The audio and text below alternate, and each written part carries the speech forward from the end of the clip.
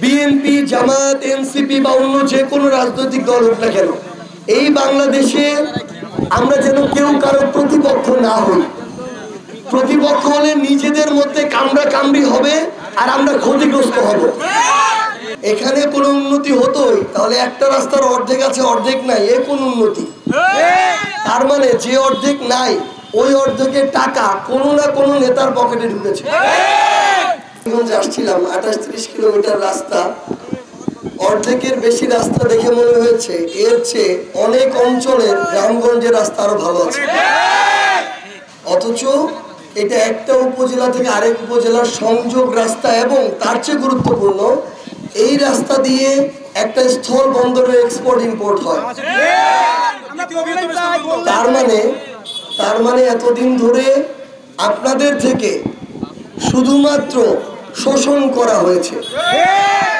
আপনাদের ভূমি, আপনাদের সুযোগ সুবিধা, আপনাদের পণ্য, আপনাদের রাস্তাঘাট এগুলো শুধু ব্যবহার করা হয়েছে। মানে যদি আসলে এখানে কোনো উন্নতি হতোই তাহলে একটা রাস্তার অর্ধেক আছে অর্ধেক নাই, এ কোন উন্নতি? তার মানে যে অর্ধেক নাই ওই অর্ধেকের টাকা কোনো না কোনো নেতার পকেটে ঢুকেছে।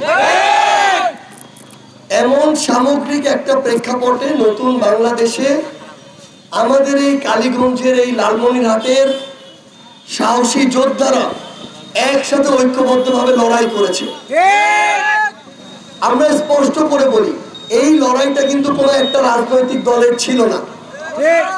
এখানে দল মত নির্বিশেষে, ধর্ম বর্ণ জাতি নির্বিশেষে যারা এইসব খুনি হাসিনা এবং তার আওয়ামী লীগের স্বৈরাচারী আচরণের দেখতে দেখতে পেতে পেতে যাদের দেয়ালে পিঠ ঠেকে গিয়েছিল, সকল রাজনৈতিক দল মত সাধারণ মানুষ ঐক্যবদ্ধভাবে লড়াইটা করেছে।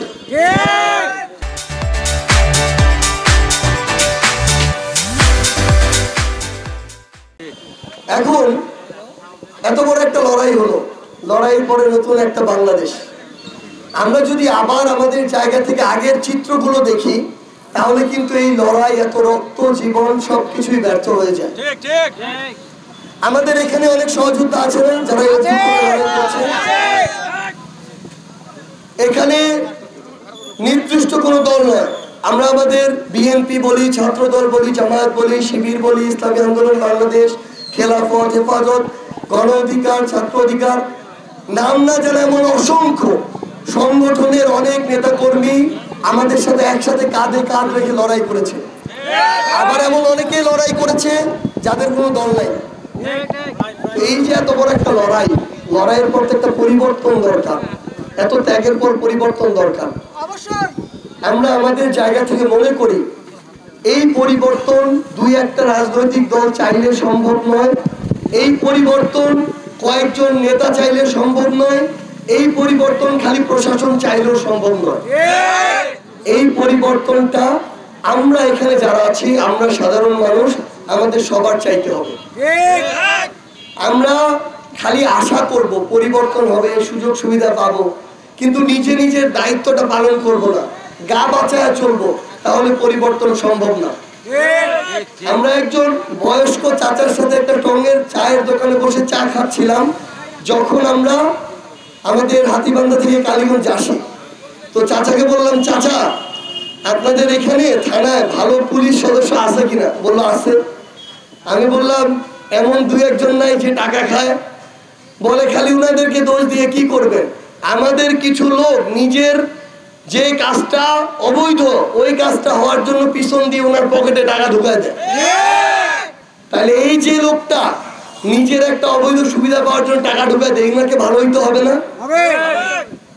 আমরা আমাদের জায়গা থেকে এই অল্প সময়ে, ক্ষুদ্র বয়সে, আমরা অনেকে আপনাদের ভাইয়ের বয়সী, অনেকে সন্তানের বয়সী, আমরা আমাদের জায়গা থেকে মনে করি যে আমাদের প্রত্যেকের নিজেদের জায়গা থেকে ওই দায়িত্বটা পালন করতে হবে। একইভাবে বিএনপি, জামাত, এনসিপি বা অন্য যে কোনো রাজনৈতিক দল হোক না কেন, এই বাংলাদেশে আমরা যেন কেউ কারো প্রতিপক্ষ না হই।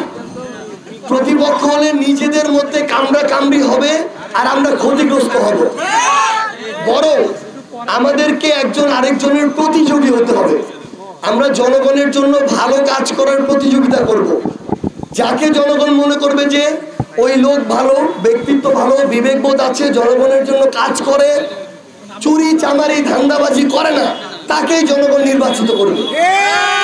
এখন তার কোনো মার্কা থাকুক আর না থাকুক, দল থাকুক আর না থাকুক, এই দায়িত্বটা আপনাদের এই স্থানীয় পর্যায়ে পালন করতে হবে।